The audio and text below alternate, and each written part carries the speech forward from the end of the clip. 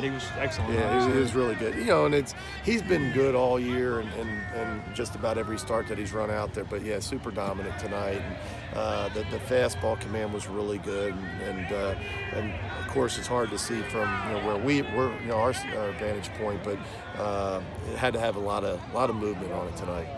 What can you guys do to prevent the blister from being an issue again moving forward? Obviously, he misses the one start early in the year, comes back, has to leave last Friday again, and now it's seeming to be totally fine. What can you do to?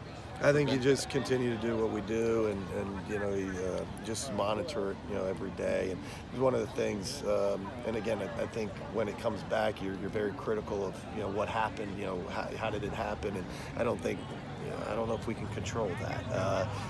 We can only do what we can do, but hope that we just keep monitoring. We don't let it blow up like it did in the first game. And the reason he was able to pitch tonight is we got him off the field early to where the finger, the skin didn't come off, and was able to drain it on Saturday and really dry it out the rest of the week. Mike, does it matter much with Will being a veteran or more experienced that he misses a bullpen during the week, that he misses work? I mean, is that a concern? Well, it's a good point. I think it's risk reward. I think with anybody, anytime somebody's a little sore or there's a blister or things like that, I think it's just like anything else. The bullpen, it's better to have the bullpen, but if you're going to risk too much in the bullpen to where they may do damage, I think that's what we're always thinking. But I think you got a great point. I think somebody that's like Will that is pitched so many of these types of games and been out there, it probably affects less than maybe a younger guy. It's an obvious question, but when a guy like Will has swing and miss stuff like he did tonight, then you get 3 early runs that help a guy like that just settle in even more. But one of the things,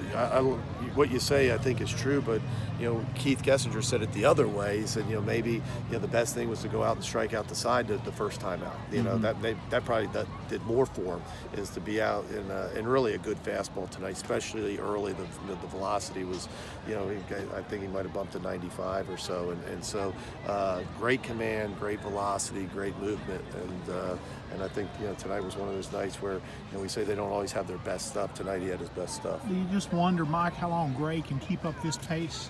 No, I don't wonder. I'm hoping it is for a while.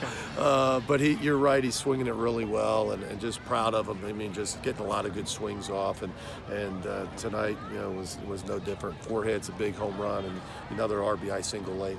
You tied Keith Madison. Do you know him? Do you have much relationship with him at all? I know him pretty well because he was here when I got here. Okay. And I've known him from coaching against him when I was an assistant coach at LSU, and just a great guy, and legend there, and Hall of Fame type coach.